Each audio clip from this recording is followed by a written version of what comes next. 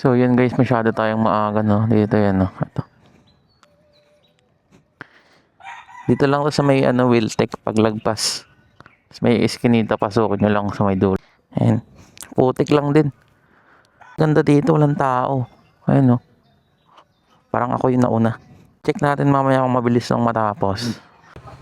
Sir, thank you. So, balis na tayo. Ang bilis dito guys.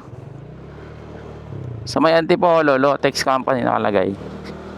Ang bait ni sir eh. Naalok pa ako magkape. So pupunta na tayo ng LTO. Dahil tapos na tayo magpa-emission. Tapos meron na rin tayong insurance. LTO na lang. So yun, diretso tayong LTO. Kasi mahaba pa naman yung oras natin. Nagpaalam din naman akong malilate ako. Kasi nga kailangan ko na magparehistro ng motor. So balitaan ko na lang kayo ulit guys no. So see ya. LTO na. Saan po pwede mag-park? Magpaparehistro? May mission. Meron na po. Meron na po. Doon.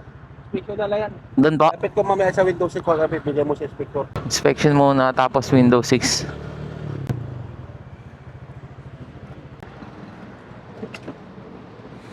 Bigay lang daw natin to.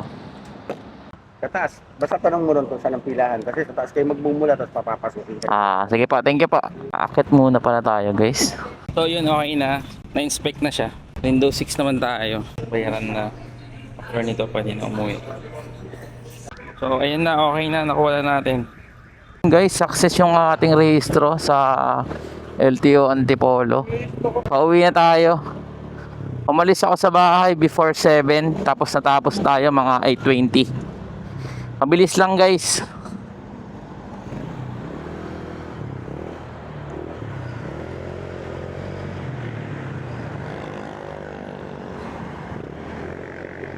So yun, kung magpaparehistro kayo, gusto nyo nang mabilis, ayaw nyo nang hassle sa pila, doon na lang kayo sa emission testing na pinuntahan ko para mabilis din kayo matapos. So yun lang guys mga paps no. Ride safe sa atin palagi. God bless.